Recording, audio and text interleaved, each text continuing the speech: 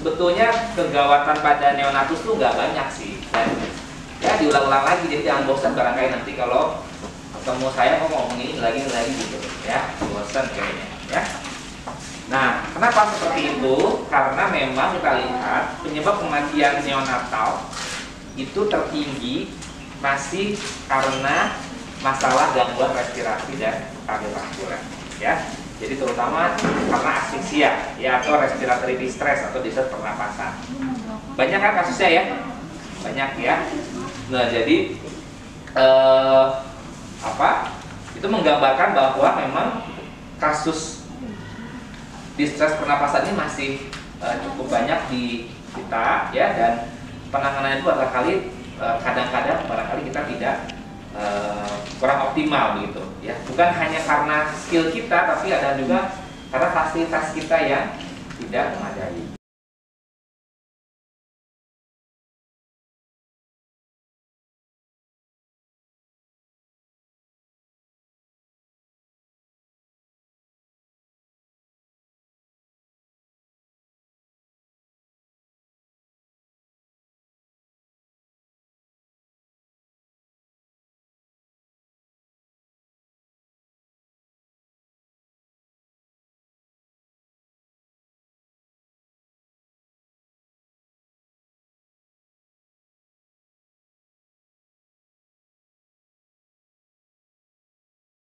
Dia perlu mengalami adaptasi ya.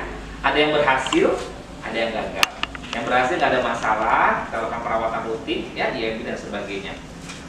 Sedangkan yang gagal kita lakukan tindakan resusitasi ya. Resusitasi bayi baru lahir ini mungkin sedikit berbeda dengan resusitasi pada anak ataupun pada dewasa, karena nomor satu yang harus kita tekankan adalah temperatur ya.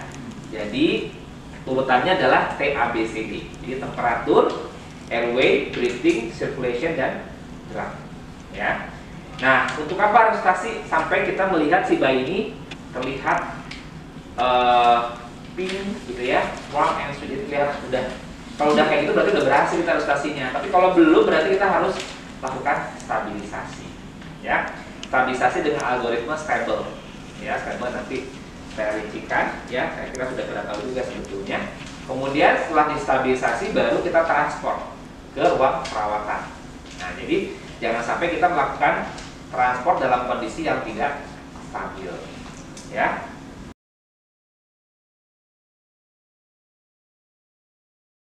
Di dalam rahim si alveoli, jadi alveoli bagian dari paru-paru yang paling kecil ya. Nah, itu dia isinya adalah cairan ya, dia isinya cairan. Dia belum berfungsi untuk melakukan pertukaran oksigen dan CO2. Karena oksigen yang diterima oleh si bayi itu berasal dari ibunya semua ya.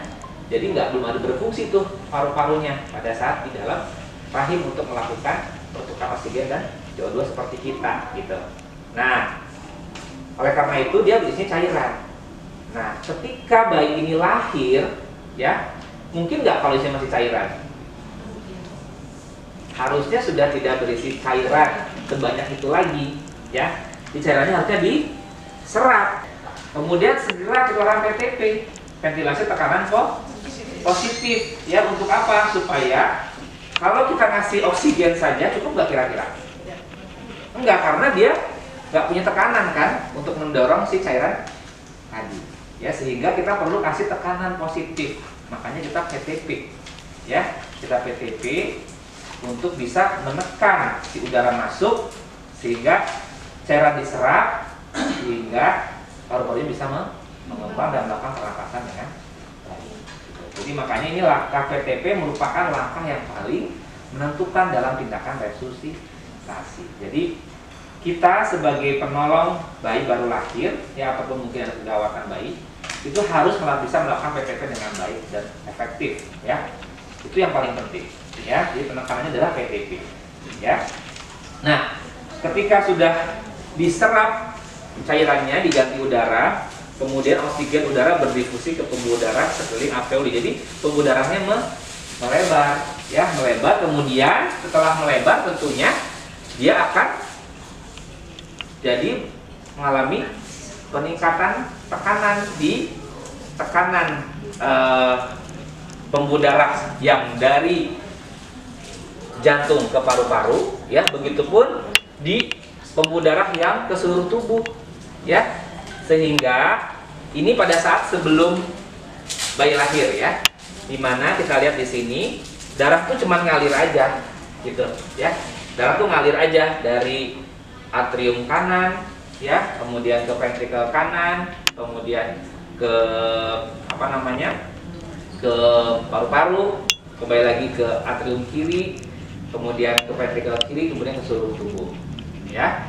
Nah, karena dia hanya mengalir saja, ya, maka di sini masih ada pembuluh darah, ya, namanya ductus arteriosus yang menghubungkan antara ini kan, jadi darah kan dari sini kan Bu, ya, sini atrium kanan ke ventrikel kanan, ya, kemudian dia masuk ke paru-paru, ya, dari paru-paru nanti dia kembali ke atrium kiri, ke ventrikel kiri, kemudian dia ke seluruh tubuh. Nah, di sini ada, kalau dalam rahim itu ada namanya ductus arteriosus yang menghubungkan antara pembuluh darah yang ke paru-paru dengan pembuluh darah yang ke seluruh tubuh, ya, di sini, ya. Nah, kenapa dia masih terbuka? Karena tadi tekanan di sini tuh relatif sama, tidak terlalu jauh berbeda, sehingga masih jadi cuma ngalir aja tadi yang saya bilang, ya, nggak masalah bercampur darah dari sini ke sini dan sebagainya. Nah, begitupun dengan di sini ada namanya foramen ovale, ya, yang menghubungkan antara kedua atrium, ya, yang kalau bisa menetap nanti jadinya jadi ASP. Nah, ketika dia tadi sudah bernafas, pembuluh darah di paru-paru meningkat, tekanan di paru-paru meningkat, maka tekanan di sini juga akan meningkat. Tekanan di sini akan meningkat, ya. Begitupun dengan dari tekanan yang menuju ke jantung kiri. Tekanan jantung kiri meningkat, maka tekanan yang ke pembuluh darah pun meningkat. Akhirnya ini meningkat tekanannya, ya, kita lihat sini tanda-tandanya lebih keluar dibandingkan yang itu, ya. Begitupun dengan ini, sehingga lama-lama ini menutup, ya. Jadi harus menutup ductus arteriosusnya, karena nggak boleh bercampur darah yang menuju ke paru-paru dengan darah yang ke seluruh tubuh. Istilahnya kan ini darah kotor gitu, ya, karena dari jantung belum ke paru-paru kan, ya, ini darah bersih gitu kan, ya, kan nggak boleh bercampur. Kalau bercampur nanti jadinya ada kelainan penyakit jantung bawaan, namanya PDA, patent ductus arteriosus. Dan hanya 1% barangkali yang perlu tindakan prestasi yang lebih lanjut seperti operasi dan sebagainya, ya. Berarti sekitar 30 bayi mungkin perlu resusitasi, dan sekitar 3 bayi barangkali perlu tindakan prestasi yang lebih lanjut. Nah, kita tentu harus siap, ya, dengan yang 3 bayi tadi, gitu. Ya, karena kita nggak tahu kapan kita akan mendapatkan yang 3 bayi tadi, ya. Nah, jadi kalau bayi bugar, ya, ini 90% IMD, ya. Bayi yang merintih, sesak, ini sekitar 10%, ya, perlu tindakan resusitasi, mungkin menggunakan CPAP dan sebagainya.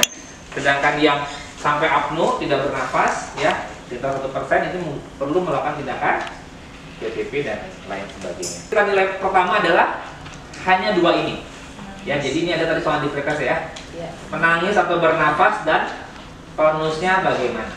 Kalau dia baik, berarti kita tidak perlu tindakan resusitasi, ya. Tapi kalau dia tidak menangis, tidak bernafas, tonusnya jelek, maka kita lakukan tindakan resusitasi, ya. Jadi kalau dulu sianosis termasuk, ya, sekarang tidak, ya. Jadi tidak termasuk sianosis di dalam penilaian awal pada saat bayi baru lahir, ya. Langkah pertama sebelum kita melakukan tindakan resusitasi, apa yang paling penting adalah melakukan nih, ya. Jadi harus kita melakukan konseling antenatal. Jadi persiapan itu adalah hal yang penting dalam tindakan resusitasi. Jadi jangan menyepelekan persiapan, ya. Konseling antenatal adalah kita mengetahui faktor resiko apa saja yang ada pada ibu, ya, yang harus kita waspadai, ya. Misalkan faktor resiko infeksi, ya, ibunya ada demam atau tidak, ada keputihan atau tidak, bagaimana keputihannya, ya, kemudian ibunya ada ISK atau tidak, kencingnya anyang-anyangan dan sebagainya gitu, ya. Kemudian mungkin ada juga yang asimptomatis, kita periksakan laboratoriumnya, periksa darahnya, ya, leukositnya berapa, ya. Leukosit yang dianggap menjadi faktor resiko infeksi pada ibu adalah di atas 15.000, ya. Kemudian urinalisisnya, ya, ada leukosituria atau tidak, ya. Kemudian ada menuju ke arah infeksi ISK atau tidak. Mana riwayat kehamilan sebelumnya, USG-nya bagaimana selama ini, ya, ada obat yang dikonsumsi atau tidak, ya. Kemudian tentang bayinya, usia gestasinya berapa, jumlah bayinya ada berapa, 1 atau 2 atau 3 bahkan gitu, ya. Karena mungkin kalau kembar 3, idealnya kita menyiapkan infant mama itu 3 gitu kalau ada triplet, ya. Timnya pun harusnya 9, ya. Kemudian bayi resiko tinggi, bebannya bagaimana, ya. Kemudian bagaimana, apakah ada karena kongres atau tidak barangkali gitu, ya. Kan di sini ada rekam maternal, ada lucu, ya, dan teman-teman mereka pasti bisa menentukan apakah dia ada atau tidak. Kemudian kalau bayi yang prematur, kita mesti tanyakan, ini bayinya sudah dilakukan pemberian antenatal steroid tidak? Ya, jadi penting sekali memberikan steroid antenatal. Ya, jadi karena keberhasilan bayi prematur itu 3. Ya, yang pertama adalah pemberian steroid antenatal, ya. Kedua adalah pemberian CPAP sesegera mungkin, ya. Ketiga adalah pemberian surfaktan bila diperlukan, ya. Nah, jadi konseling antenatal ini penting sekali, ya. Termasuk juga kita inform konsen, kita kasih tahu kalau misalkan nanti ternyata bayinya tidak menangis, tidak bernapas, tonusnya jelek, maka kita akan tindakan resusitasi. Itu kita sampaikan, ya, pada keluarganya. Kemudian persiapan alat tadi sesuai dengan langkah prestasi, ya. Jadi temperatur, airway, breathing, sirkulasi, dan drugs. Apa saja yang mesti kita siapkan. Ke dokter kan melakukan tindakan mungkin intubasi, ya, kita siapkan laringoskop, ya. Kemudian ETT-nya, ya, sesuai dengan ukurannya. Kurang lebih ukurannya kalau bayi berat badan di bawah 1 kilo itu 2,5, 1 sampai 2 kilo itu 3, ya, 2 sampai 3 kilo 3,5, di atas 3 kilo 4, ya. Bayi biasanya kita menggunakan yang non cuff, yang nggak ada balonnya, ya. Jadi yang nggak ada balonnya kita siapkan, ya. Beda sama kalau untuk dewasa itu untuk anak, ya. Kalau misalkan tidak ada dokter yang standby, ini laringoscope juga kita pakai, ya, yang Miller, yang lurus, ya, bukan yang melengkung, ya, bukan yang Macintosh, ya, yang Miller. Yang nomor 0 untuk yang cukup bulan, ya, ini 0, ya. Dan yang lebih kecil lagi untuk yang bayi kurang bulan, yang 00, ya. Ini laringoscopnya. Jangan lupa dicek baterainya, ya. Tipis, boleh langsung tipis resusitator, ya. Nah, ini yang kita punya kan tipisnya ini, ya. Yang kita punya tipisnya ini, ya. Nah, ini yang mobile, ya, mixernya. Jadi kita gabungkan antara oksigen yang 100% yang ini, ya, dengan yang 21%, ya. Nah, ini yang namanya tipis resusitator. Nah, ini tapi dia hanya bisa memberikan CPAP, ya. Kalau untuk PTP tidak kita rekomendasikan, ya. Jadi kalau untuk PTP kita gunakannya tipis yang ini, ya, atau boleh menggunakan bagging, ya. Bagging yang biasa. Nah, tapi bagging yang biasanya harus jadi luar biasa, ya. Jadi bukan hanya ini saja, ya, yang kita harus punya sebetulnya, ya, kalau kita menggunakan bagging biasa, ya. Tapi kita harus punya kartu PEP-nya, ya, ini kartu PEP, dan melihat pressure-nya, tekanan untuk PIP-nya, ya. Kan kalau PTP itu kita gimana? 1 lepas-lepas, 2 lepas-lepas, itu kan, ya. Nah, pada saat 1 itu kita memberikan apa namanya? PIP. PIP itu adalah peak inspiratory pressure atau tekanan inspirasi puncak. Jadi itu PIP, ya, itu PIP. Kemudian kita lepas, nah kita ngasih PEP. PEP itu adalah positif and expiratory pressure atau tekanan positif akhir ekspirasi. Jadi kita tuh tanpa disadari, kita tuh bernapas tuh nggak habis tekanan di kita di paru kita ini, ya masih ada, namanya PEP tadi. Jadi masih ada, ya. Nah kalau pada bayi baru lahir yang distress asfiksia, itu seringkali dia nggak bisa mengatur itu, nggak bisa tekanan si PEP-nya. Makanya kita harus ketika dia sudah menangis, ya, tapi dia merintih atau retraksi, sesek gitu, kita kasih CPAP supaya kita ngasih tekanan akhir ekspirasinya. Ketika napasnya kalau misalkan habis banget, jadi pada saat inspirasinya kalau habis banget, dia akan kesulitan sehingga akan timbul retraksi, gitu. Karena dia akan berusaha untuk memasukkan inspirasi, ya. Tapi ketika kita kasih PEP akhir ekspirasi, tekanan akhir di ekspirasinya di akhirnya, dia napas jadi itu lebih enak, gitu. Pada saat melakukan tindakan inspirasinya, gitu. Makanya CPAP itu mutlak harus ada, gitu, ya, di ruang resusitasi, ya, apalagi di ruang perawatan, ya.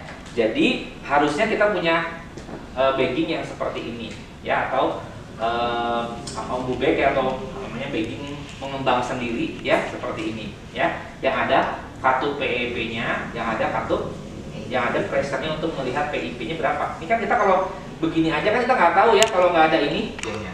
Kalau seperti ini saja kita ngasih berarti 21%, ya. Kalau begini saja kita ngasih 21%. Kalau kita sambungin dengan ada oksigen itu F2F, ini ya. Kalau disambungkan, ya, dengan sumber oksigen 100%, maka menjadi 40%, ya, menjadi 40%, ya. Ini 40%, ini 40%, ya. Ini 21% udara bebas, ya. Oke, jadi kita nggak ada siapa mixer boleh, ada mixer, ini Jackson Chris boleh, ada Jackson Chris juga boleh, ya. Gitu. Jadi apapun jadilah kalau buat kita sih, ya, gitu. Kemudian tentu kita siapkan juga suhunya yang sesuai, ya, untuk bayi prematur, ya, stimulan tentu ukurannya beda, ya. Nah, ya, kita siapkan saturasi oksigen, ya. Kalau misalkan nggak ada yang bagus seperti ini, mau yang dijepit juga boleh aja, ya, pada bayi, tapi memang mungkin nggak bisa 1 jari, ya, mungkin 1, 2, atau 3 jari baru kita bisa mendeteksi, ya. Kemudian sirkulasi apa yang disiapkan? Stetoskop kan untuk ini, ya, ini juga perlu, ya, untuk melihat heart rate kan. Apalagi infusnya misalkan gitu, ya, atau mungkin umbilikal, ya, kita siapkan juga umbilikal set, ya. Umbilikal set kalau emergensi di ruang delivery sih cukup bisa menggunakan umbilikal set yang sederhana saja, atau kalau tidak ada pakai MGT paling kecil nomor 3,5 atau nomor 5, ya, dan sebagainya. Kemudian drugs dan equipment yang kita siapkan apa? Epinefrin yang kita siapkan. Epinefrin itu yang kita siapkan adalah yang 1/10.000. Jadi kita ambil 0,1, ya, kita ambil 0,1, kemudian diencerkan sampai 1 cc dengan menggunakan obat ataupun dengan NaCl 0,6%, ya. Jadi 1/10.000, ya. Kemudian apalagi setelah itu termoregulasi tadi udah saya, kopi plus dan sebagainya. Kemudian apalagi setelah resusitasi kita akan melakukan stabilisasi, kan, ya, stabilisasi. Maka kita juga harus siapkan namanya glukometer, ya, kemudian suhu gula darah, kemudian tapi ini sekarang kita memang beralih, ya, pemeriksaan gula darah itu tidak di delivery room, tapi pada saat sudah dalam perawatan, ya, kita periksakan gula darah di situ, ya, gitu. Maksudnya menunggu si bayi stabil, ya, karena kalau misalkan dalam kondisi awal biasanya dia juga mungkin akan terjadi hipoglikemi atau mungkin hiperglikemia, ya. Nah ini, ya, alat-alatnya yang lebih lengkap ya. Tadi yang saya bilang ini adalah BG mengembang sendiri yang ada kartu PP dan PIP-nya ya. Kemudian ini ada sungkuknya, kemudian ini RMA tadi ya, laryngoskop. Ini saksnya ini Jackson Reese ya, Jackson Reese ini beda merek aja sih sebetulnya. Ini Mixsafe, ini Neopap. Nah ini adalah oksigen yang kita gabungkan, oksigen mixer ya. Nah jadi tadi sudah saya katakan bahwa ini adalah PIP ya, yang ini adalah PEP ya, PIP, PEP ya, PIP, PEP ya. Oke. Nah ini ya, jadi ada beberapa tipis resistor yang bisa kita pakai.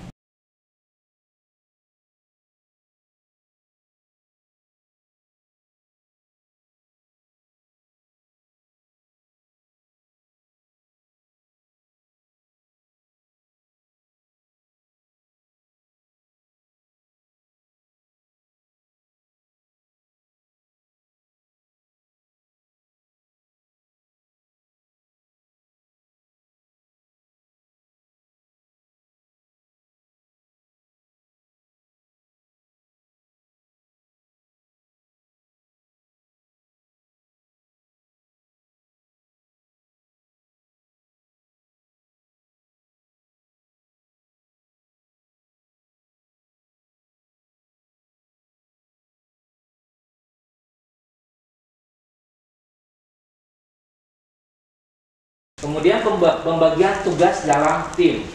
Ya, jadi ini juga penting, kita harus melakukan pembagian tugas. Mereka ada 3 tim dalam melakukan resusitasi. Yang pertama adalah leader, dia berada di kepala si bayi, dia bertanggung jawab terhadap airway dan breathing.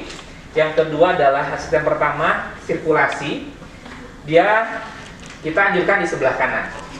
Sorry, di sebelah kiri bayi. Ya, sebelah kiri bayi. Kenapa? Karena nanti dia akan mengetes denyut jantung kan, ya, memeriksa denyut jantung bayi. Biasanya sebelah kiri, ya. Di foto ini yang memeriksa sebelah kanan, memang ini masih yang lama fotonya. Kemudian yang sebelah kanan adalah asisten kedua, dia bertanggung jawab terhadap drugs dan equipment. Ketika ada bayi-bayi resiko tinggi untuk lahir, misalkan dari berita bagi bawah dikasih tahu sama objeknya, mau ada lahiran nih, bayi usia gestasi 30 minggu ya, PBJ-nya sekitar 900 gram misalkan ya, gitu. Nah itu harus kita tahu nicunya ya, nicu harus sudah siap juga di sana gitu ya, disiapkan mulai dari inkubator atau inkubatornya, kemudian juga CPAP-nya atau mungkin ventilatornya ya, kemudian juga melakukan tindakan umbilikal, kesiapkan juga umbilical set-nya gitu ya.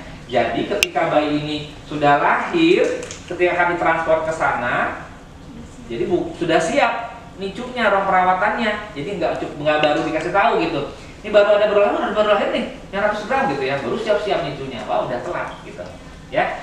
Jadi pembagian tim ini juga termasuk yang work team ya, atau input team ya, jadi sudah harus disiapkan juga. Ruangan untuk melakukan tindakan resusitasi berapa? 24 sampai 26 ya, 24 sampai 26 derajat Celcius ya. Jadi kalau misalkan ruangannya ber-AC, setting lah di situ ya. Ruangannya sejuk, jangan terlalu panas juga jangan terlalu dingin. Tadi suhu sekitar 24 sampai 26 derajat Celcius ya. Kemudian nyalakan infant warmernya ya. Nanti kita ambil praktek ya bagaimana menyalakan infant warmer berkait dengan Mbak Desi. Kemudian siapkan kain ya, 3 kain biasanya kita siapkan ya, kain untuk membersihkan, kemudian kain untuk menghangatkan, dan juga kain untuk mengganjal bahu ya. Kemudian kita siapkan alat-alat yang memadai sesuai dengan tempatnya gitu ya. Jadi prinsipnya adalah, kalau dok ini kita di mana ya, masih belum punya infant warmer, kayaknya nggak ada ya di kita mah, semua udah ada kan ya. Ya kalau misalnya sampai nggak ada infant warmer gimana nih, yang penting adalah prinsipnya tempatnya harus datar, rata, bersih, kering, hangat, dan terang itu ya, di sini tuh. Kemudian persiapan diri ya, jadi selain tadi pembagian tim juga menggunakan APD ya, cuci tangan dan sebagainya. Ternyata bayi tidak menangis, tidak bernapas, tonusnya jelek, masih melakukan tindakan langkah Awal, apa langkah awal itu? Langkah awal itu apa? Ya, pastikan bayi tetap hangat, atur posisi, keringkan, stimulasi dan posisikan kembali. Ya, kalau Bu Bina punya singkatan nih, ya, ini apa singkatannya Bu? Jaikan, ya. Jadi jaga kehangatan, ya. Atur posisinya apa? Posisi semi ekstensi. Jadi jangan terlalu ekstensi, juga jangan terlalu fleksi, ya. Kemudian isap lendir. Isap lendir dari mana dulu isapnya?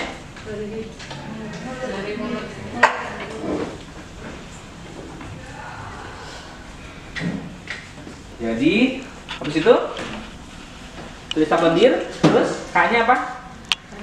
Keringkan, ya, dan stimulasi, ya, jangan lupa stimulasinya. Kemudian atur posisi kembali, 3 kain, ya, kain untuk mengganjal, kemudian kain untuk menghangatkan, ya, lagi kain untuk mengeringkan, ya.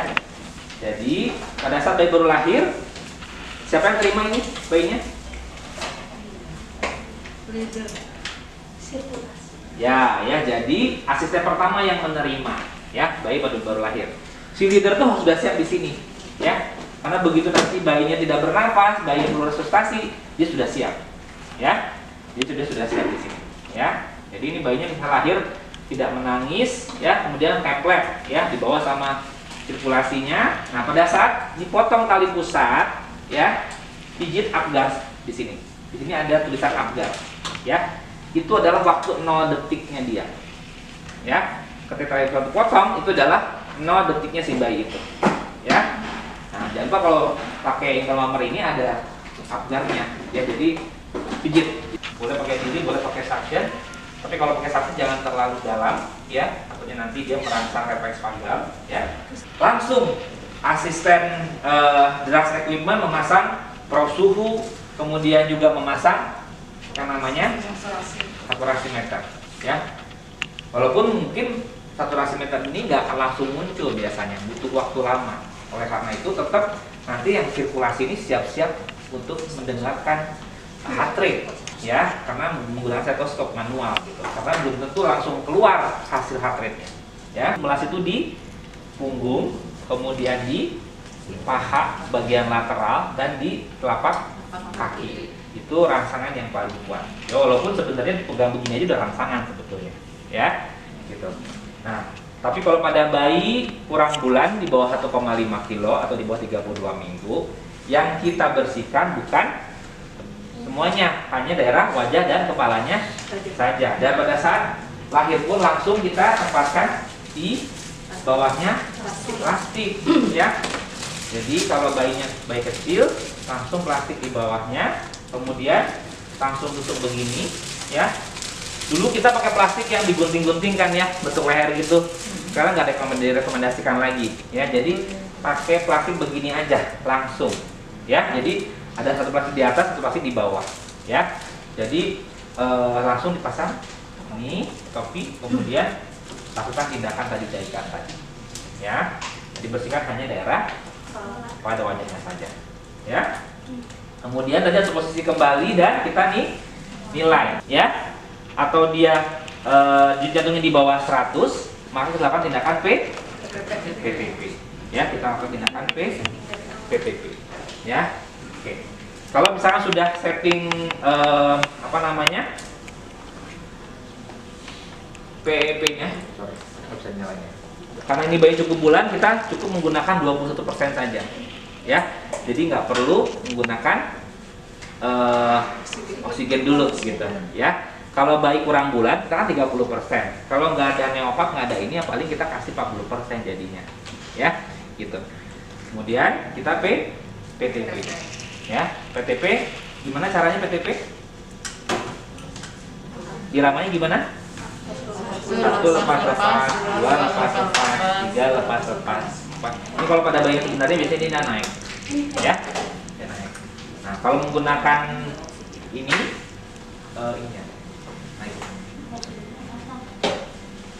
ya, kalau menggunakan ini enak, kita bisa tinggal pijit di sini saja, ya.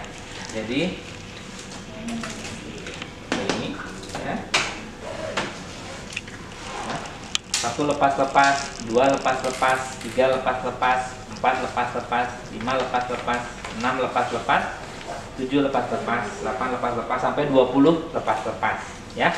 Tapi kita jangan hanya melakukan PTP saja ya. Tapi itu juga lihat PTP kita efektif atau tidak. Taunya gimana efektif atau tidak?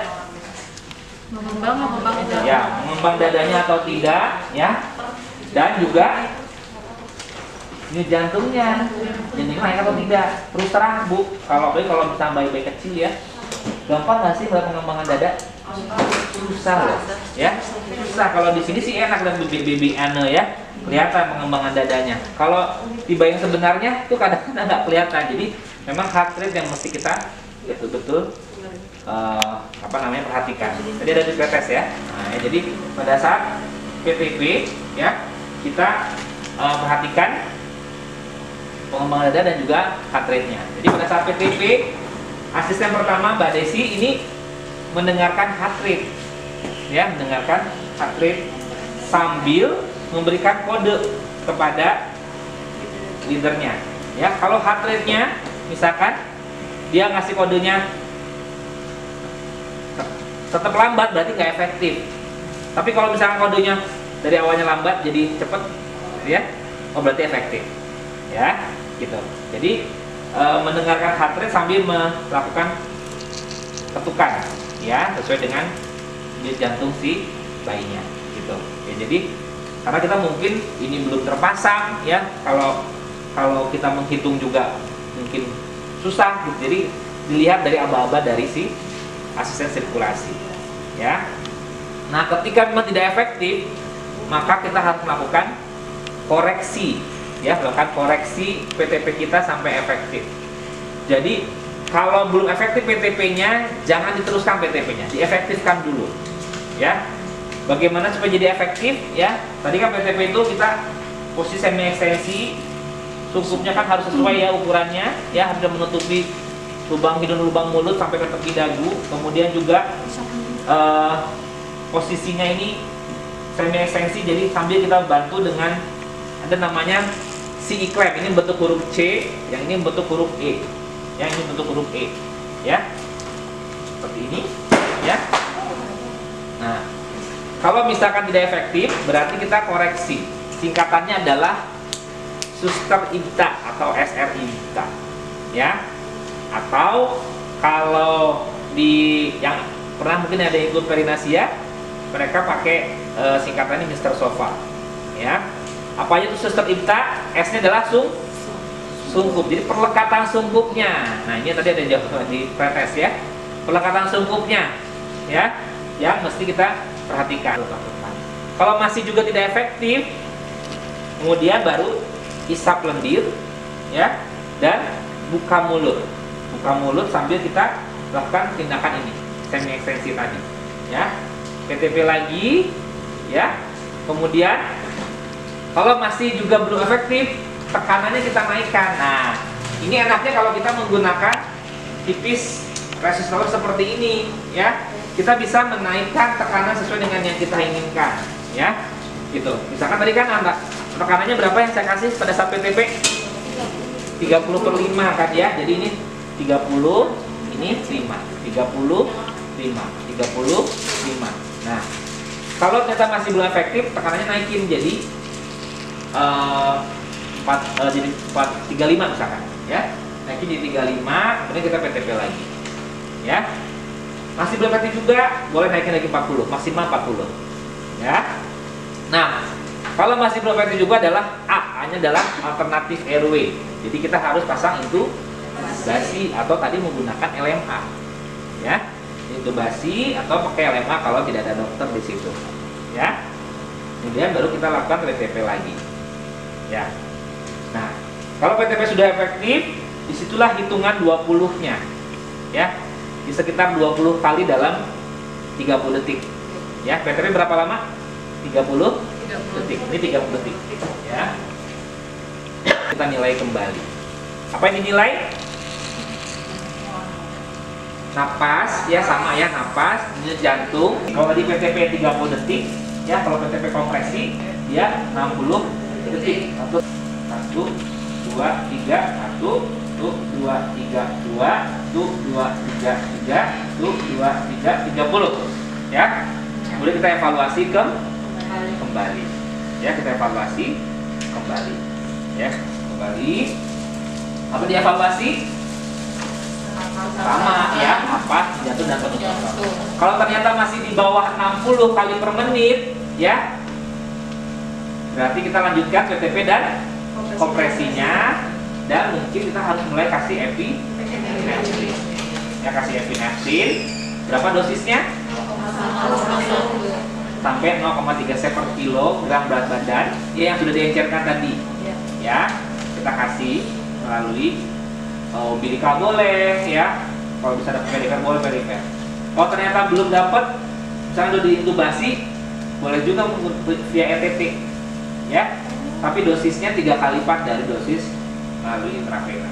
Ya, jadi dia ngasih langsung 0,3 cc per kilo, ya, gitu. Dan hanya boleh sekali, tapi, ya, hanya boleh sekali saja, ya, melalui ETT. Setelah itu nggak boleh lagi ngasih epinefrin melalui ETT lagi. Ya, berikutnya harus sudah terpasang infusnya ataupun umbilikalnya begitu. Ya. Nah, kalau misalkan ternyata setelah kita PTP kompresi, kemudian denyut jantungnya naik jadi 80, mati dulu ya. 80. Jadi antara 60 sampai 100 diapain? Diterusin PTP kompresinya? Kompresi di stop, PTP dilanjutkan karena masih di bawah 100. Ya, jadi kalau misalkan setelah PTP kompresi ternyata dia masih di antara 60 sampai 100, PTP kita lanjutkan. Ya. Misalkan ternyata setelah itu heart rate-nya di atas 100 kali atau 120 misalkan, ya. Diapain? Di stop PTP-nya. Jangan lupa napasnya gimana, ya. Nah, betul, kalau hati di atas 100 kita stop PTP, tapi jangan lupa kita kan mengecek juga napasnya. Kalau di atas 100 tapi dia nggak nafas atau menggap-menggap nafasnya, berarti masih PTP. Kan tulisannya adalah atau, ya. Jadi harus dilakukan tindakan PTP kalau memang dia masih belum bernafas. Tapi kalau di atas 100 dia sudah bernafas, ya kita stop PTP-nya. Ya. Jadi sekarang sebetulnya kayak langkah awal tuh, langkah awal nggak harus 30 detik, ya. Jadi begitu sudah melakukan isap lendir, bayi tidak bernafas, ya. Sementara asistennya melakukan mengeringkan dan melakukan stimulasi, leader langsung melakukan PTP, ya. Karena harus cepat. Dalam 1 menit pertama kita harus sudah selesai melakukan tindakan PTP, ya. Helping baby breathe itu the first golden minute. Jadi dalam 1 menit pertama, ya, kita melakukan tindakan PTP harus sudah selesai, ya, gitu. Nah, jadi kalau 1 menit kita harus selesai PTP, kalau kita menghitung denyut jantungnya tadi 30 detik, habis dong sama menghitung denyut jantung, ya kan? Jadi kita pakai biasanya 6 detik hitungnya, ya, 6 detik supaya nanti tinggal dikalikan 10. Kalau kita dapatkan dalam nanti adalah 6 berarti 60, ya kan? Kalau dia 5 berarti 50 kita. Kalau dia 8 berarti 80. Jadi menghitung di jantungnya adalah dalam 6 detik. Ya. Nah, setelah bayinya bernafas, ini jantungnya di atas 100, ya. Maka kita hentikan PTP, kita evaluasi pernapasannya. Ya. Kalau ternyata anaknya ada distress napas, ada retraksi, ya, ada merintih, napas kita begitu napasnya. Berarti kita kasih apa? Kita kasih CPAP. Ya, ini kalau di sesak napas berarti kita kasih CPAP. CPAP-nya berapa kita kasih? PEP-nya 7, ya, tekanan positif akhir respirasinya. Tadi kan kalau PTP kita pakai 30/5, ya. PEP-nya 5 kan? Ya. PEP-nya 30, PEP-nya 5. Kalau untuk CPAP kita ngasih PEP langsung 7. Nah, jadi pada saat kita mengasih CPAP, maka kita harus atur, ya. Nah, ini kalau ngatur PEP hanya bagian bawah yang ditutup, ya, kemudian ini diputar, ya. Kalau mau naikin berarti secara jarum jam, ya. Kita lihat ininya naik sampai 7, gitu. Ya, baru kita ngasih CPAP. Nah, dengan begini kita udah ngasih CPAP, ya. Dengan begini saya itu udah ngasih CPAP. ya. Nah ini sudah kasih CPAP. Ya, jadi itu tidak harus selalu langsung pakai single nasal prong. Tapi nanti ketika misalkan bayinya pakai CPAP kemudian mau ditransfer ke ruang perawatan, ya, maka kita harus pasang single nasal prong melalui hidung, ya, gitu. Jadi kita pasang PEP 7, FiO2-nya kalau bayi cukup bulan cukup 21%, ya. Tapi kalau bayi kurang bulan kita buat dengan 30%, ya. Jadi CPAP mulai berapa PEP-nya? 7. FiO2-nya berapa? 1 untuk yang cukup bulan, yang kurang bulan 30%, ya. Kalau bayinya bernafas, ya, dia tidak distres, tapi dia biru, diapain?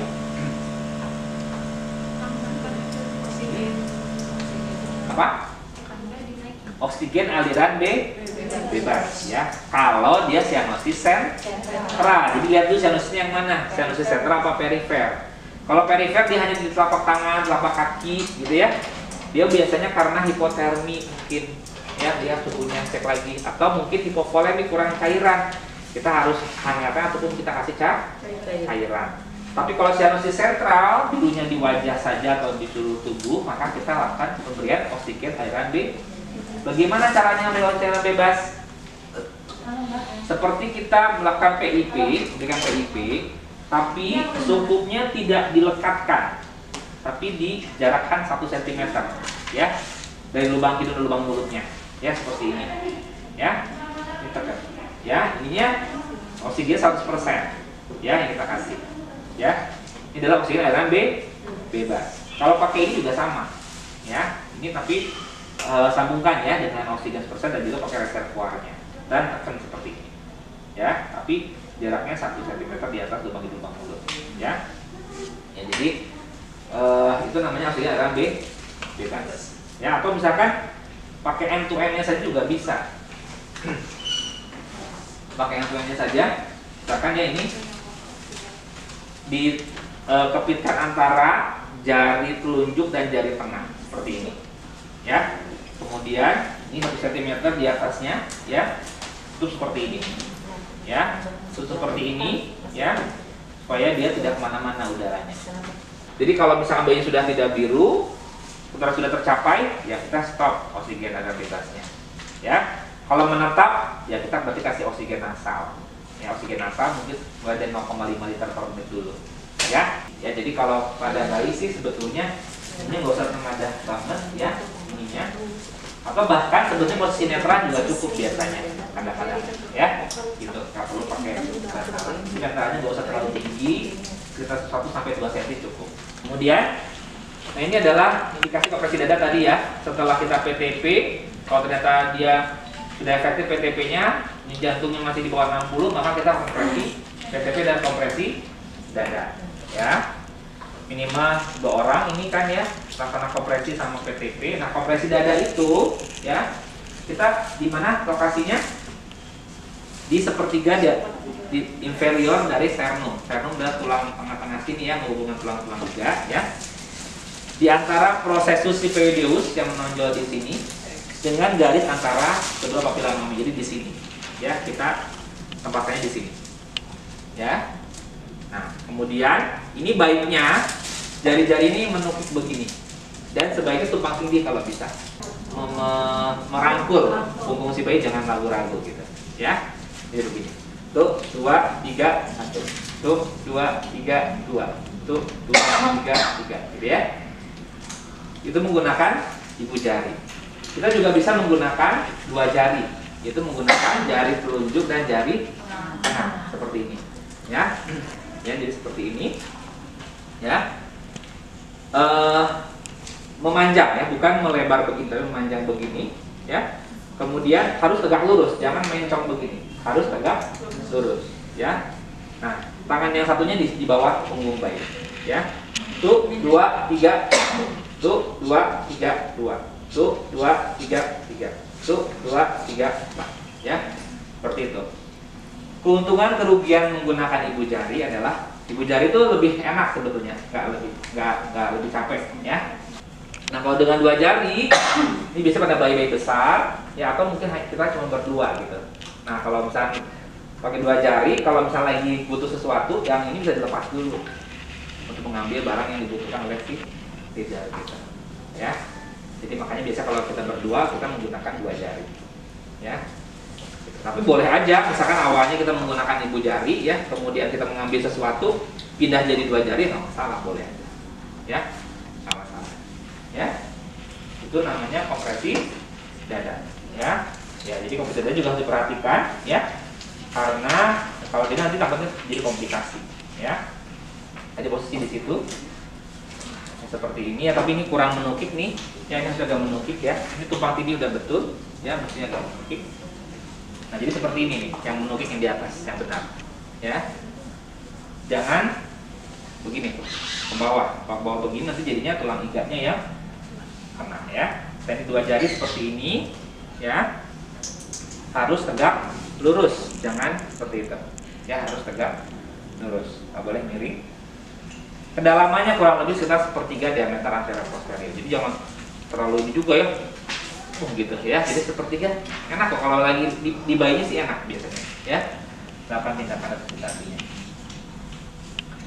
Oke, ya, jadi kalau bila di atas 60 tapi masih di bawah 100, tadi diapain?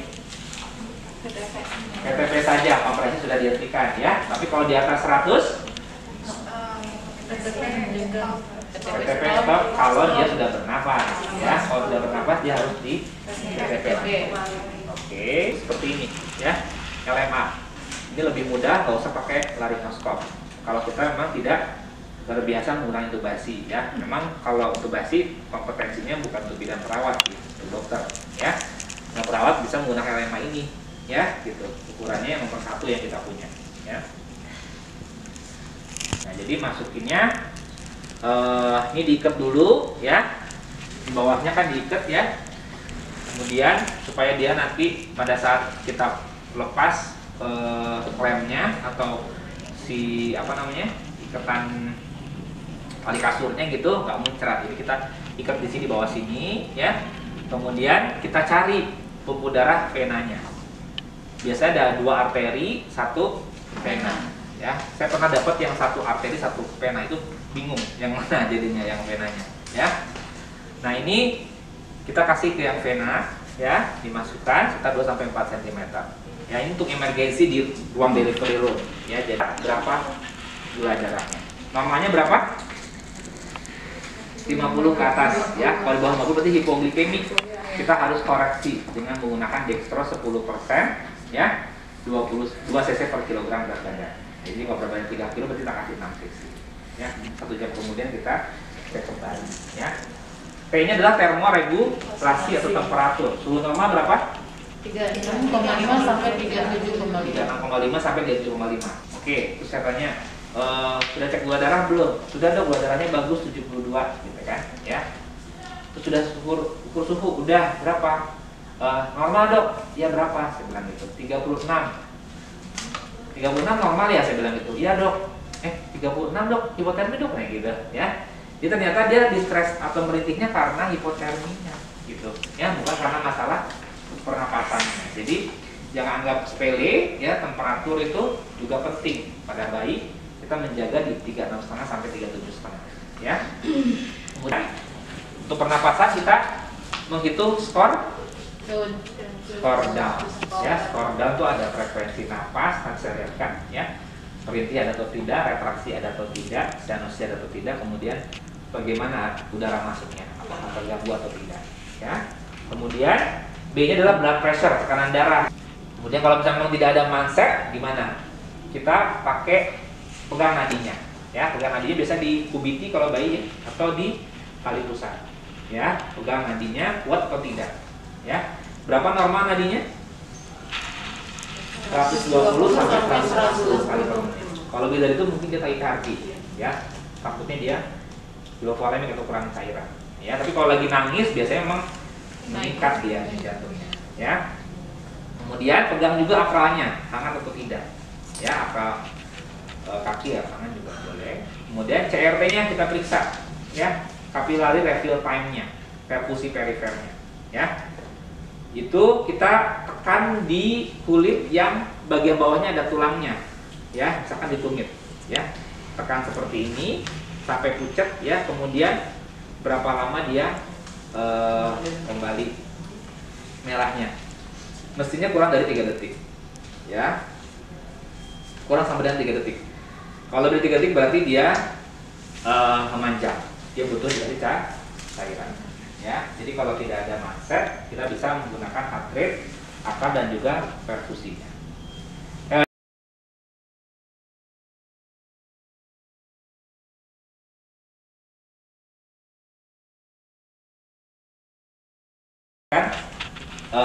Kalau misalkan bayinya kondisinya baik, sebetulnya kalau di atas 25 masih kita boleh coba oral dulu gitu ya. Tapi kalau misalkan sudah di bawah 25 harus langsung bolus dextrose 10%, 2 cc per kilogram berat badan ya. Nah, kalau misalkan sudah dibolus atau diberikan minum, dicek lagi 1 jam kemudian ya.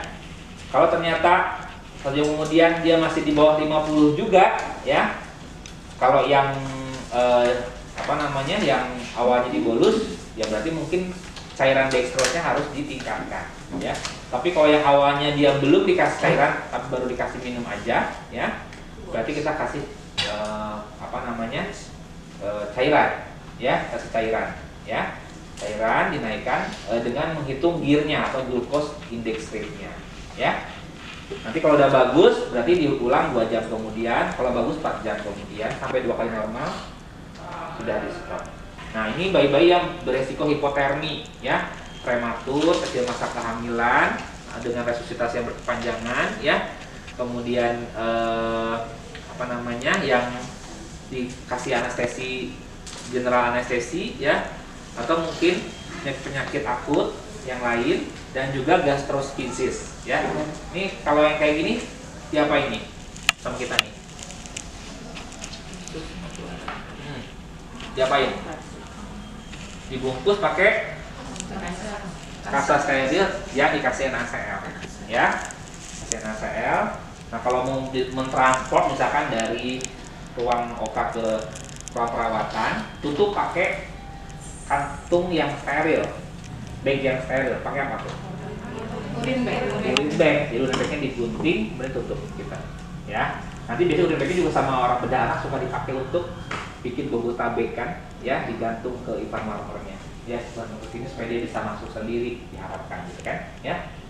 Jadi seperti itu caranya kita menghangatkannya ya. Bulan kita biasa settingnya mulai 34, tapi kalau bayi cukup bulan kita mulai setting 32 atau 33 ya. Kita ada ini enggak, humidity enggak, kelembaban itunya, ventilator di inkubator ada. Nah, harusnya pakai humidity kalau untuk bayi-bayi kecil ya. Kemudian ini pan warmer, tapi ini dia terpengaruh oleh udara luar ya, atau ya kalau memang emergensi kita bisa pakai plastik ya, walaupun dia cukup bulan ya. Nah, ini kalau misalkan di ruang PMK atau di bawah misalkan lagi ruang perawatan ya, bayinya hipotermi gitu ya, coba di PMK-kan dulu ya, kemudian diusahakan tidak dalam kondisi yang basah. Nah, metode kangguru ini efektif ya sebetulnya untuk menghangatkan bayi, juga bonding buat ibu, juga memperlancar ASI ya. Hipertermi juga bisa ya, misalkan karena suhu lingkungan, dehidrasi, sudah terkena ataupun kena infeksi ya, atau mungkin karena kita ngasih inkubator terlalu panas gitu ya. Airway ya, pastikan dia tidak ada subatan, dan juga hitung skor down-nya yang tadi saya bilang ya. Hitung skor down-nya ya. Jadi frekuensi nafasnya berapa, retraksi ada atau tidak, sinus atau tidak, menit atau tidak. R-entry gimana cara mengetahui menurun atau tidak? Kalau dokter biasanya kan pisah ya, vesikulernya menurun atau tidak. Kalau vesikulernya menurun berarti itu ada sumbatan. Kalau misalnya kita yang belum terbiasa ya, dengarkan napas si bayi, kemudian dengarkan juga napas kita sendiri. Mana yang lebih kencang? Kalau kencangan napas kita berarti dia ada penurunan udara napas nih ya. Mudah-mudahan sih jangan sampai kencangan bayinya ya. Kalau kencangan bayinya mungkin sebentar lagi kitanya pingsan ya gitu. Kemudian tekanan darah ya, blood pressure tadi kalau misalnya ada pengurangan atau ada peningkatan heart rate ya karena hipovolemik, maka kita berikan cairan NaCl 0,9% atau NaCl 0,45% kalau pada bayi di bawah 1,5 kg. Mungkin ultur darah itu baru dikerjakan kalau sudah diberikan antibiotik lini pertama, yang mempan baru ultur darah dan antibiotik gitu ya. Harusnya sih sejak awal itu dikultur darahnya ya, kemudian diperiksa AGD dan elektrolitnya pada saat itu kalian ya. Kalau dia memang menggunakan bantu nafas ya, misalkan dia pakai ventilator atau menggunakan CPAP gitu, itu kita langsung periksa AGD kalian dan GDS juga sekali tadi kan ya. Kemudian pemeriksaan untuk infeksi ya, saat ini dianjurkannya usia 16 sampai 24 jam ya. Karena kalau langsung diperiksakan di awal biasanya sih nggak merepresentatifkan gitu ya, bisa jadi normal ya, bisa juga leukositosis yang reaktif gitu ya. Jadi makanya diperiksakan sebaiknya usia 16 sampai 24 jam.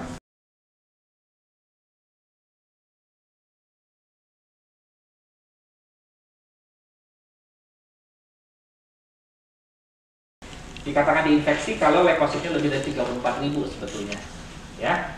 Tapi kalau dia leukositosis ya, kalau leukositosis misalkan 20.000 gitu, itu biasanya kadang-kadang juga karena reaktif aja gitu ya. Tapi kalau misalkan dia leukopeni di bawah 5.000 itu pada bayi lebih menunjukkan dia infeksi dibandingkan dengan leukositosis ya. Di bawah 5.000 itu menunjukkan bahwa dia infeksi, atau CRP-nya lebih dari 5 kalau di usia tadi ya. Kalau di usia yang lebih tua mungkin CRP lebih tinggi 10 gitu ya. Di usia tadi CRP lebih 5 itu adalah infeksi. Jadi kita kasih yang gram positif ampicillin, tapi ampicillin nggak bisa kerja sendiri ya. Jadi kalau dia ampicillin dikasih tunggal ya bisa resisten gitu, makanya harus ditambahkan dengan gentamicin ya. Nah yang paling penting adalah kita mencegah infeksi ini ya, nosokomia terutama karena anak-anak kita yang ngasih infeksi sebetulnya pada bayi-bayi ini ya, dengan melakukan cuci tangan ya, cuci tangan, kemudian prosedur-prosedur yang lainnya ya.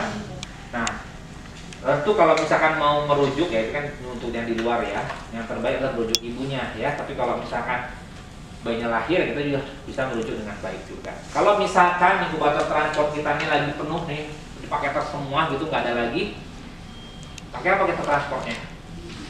Pakai sudah kanguru ya, jadi jangan dibuntel-buntel pakai bedongan gitu ya. Pakai metode kanguru, dibawa misalkan dari IGD ke ruang perawatan. Kalau memang inkubator transportnya nggak ada misalkan gitu ya, kan nunggu lama nih gitu, banyak kartus, banyak operasi SC gitu. Jadi kita menggunakan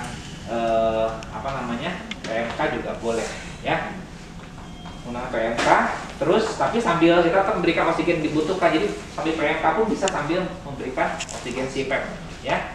Nah, jadi seperti ini ya. Ya, silakan Mbak Ji. Dalam drill emergency ini kan sudah mempunyai tugas masing-masing. Kemudian apabila orangnya kurang, memanfaatkannya itu siapa yang kita bisa manfaatkan tugas yang lain. Kemudian yang kedua, dalam pemberian draft, apakah di dalam SOP drill emergency-nya ini petugas ini kalau bukan dokter, ada nggak kewenangan untuk pemberian ketentuan pemberian draftnya? Baik, terima kasih ya Bu Haji ya. Ini memang dilema kita di sini ya. Petugas kurang gitu ya kalau dulu ya, atau sekarang mungkin kalau lagi rame juga tetap masih kurang ya. Ya makanya sebetulnya semua petugas yang ada keterlibatan di dalam kelahiran bayi baru lahir itu harusnya dilakukan pelatihan seperti ini ya.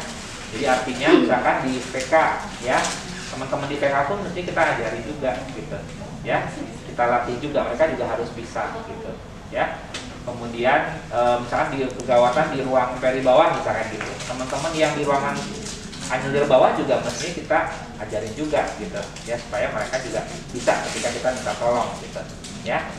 Kemudian di ruangan OK ya, kalau misalkan udah lagi rame banget gitu ya, ruangan orang predator di bawahnya ya, mungkin bisa juga mereka juga dilibatkan orang perawat OK gitu ya, untuk membantu melakukan dan sebagainya, melakukan tindakan resusitasi. ya. Jadi sebetulnya sih memang semua lini itu harus dilatih dan diberikan pengetahuan mengenai resultasi pada bayi baru lahir ini, ya. Di IGD juga demikian, sebetulnya nggak hanya yang 5 orang ini aja yang mestinya tahu, tapi semua tahu gitu. Jadi ketika nanti memang butuh ini, karena memang agak berbeda kan ya dengan resultasi pada dewasa apalagi gitu, ya. Jadi memang harus dilatih semuanya, ya. Gitu. Oh, kewenangan pemberian adrenalin kan harus memberikan epinefrin itu memang atas instruksi dokter. Tapi ketika memang teman-teman ini dikasih kewenangan ya untuk melakukan resusitasi, ya, pada bayi baru lahir, kami dampingi oleh dokter, teman-teman boleh memberikan kondisi emergensi asal sesuai dengan protokolnya gitu, ya. Kalau memang sudah PTP kompresi kemudian belum di atas 60, ya, masa kita mau PTP kompresi terus gitu kan, ya, mau sampai kapan ya. Jadi tentunya harus dikasih epinefrin. Saya kira kalau sepanjang tetap aja kan, misalnya Bu Hajana timnya di pediatri bawah itu melakukan resusitasi secara legalitasnya, ya, mendelegasikan tugasnya DPJP di pediatri bawah gitu. Ya, misalnya DPJP saya misalkan, sebetulnya kan saya mendelegasikan kewenangan saya sama teman-teman di sana gitu, ya. Jadi kalau sudah mendelegasikan ya sudah harus percaya dong sama timnya gitu, ya. Jadi nggak masalah ya untuk memberikan tata laksana emergensi itu kalau memang diperlukan sesuai dengan alurnya begitu, ya. Masuk ke rumah sakit lain, mungkin entah kelamaan mencari rujukan bisa saja. Terkadang pada pasien-pasien yang sudah kita terima, kita periksakan HGD-nya terkait untuk toksisitas oksigen, paling sering saya temukan juga untuk PO2-nya itu tinggi sekali, dok. Kalau misalnya untuk kondisi seperti itu, dok, baiknya bagaimana ya, dok? Apakah kita memainkan pemberian CPAP-nya dengan PEP-nya dinaikkan atau gimana ya? Saya nggak gitu paham sih, dok. Ya. Jadi kita kasih oksigennya memang harus menggunakan fraksi oksigen yang sesuai dengan yang dibutuhkan, dok. Ya, kalau bayi itu distress napas kan tadi skor down-nya misalkan 4 gitu, kita kasih CPAP, ya. PEP-nya kita mulai dengan 7, FiO2 sesuai dengan tadi. Kalau suku bulan kita kasih 21%, ya, jadi dokter cuma kasih yang ininya saja, yang oksigen airnya saja, yang oksigennya nggak usah dikasih. Dokter mau ngasih rule of 8 berarti ini 8, ininya 0 gitu, ya. Kalau dokter mau ngasih rule of 10 berarti ini 10, ini 0 gitu, ya. 10 sama 2 bedanya apa? Bedanya karena yang 10 lebih boros aja gitu.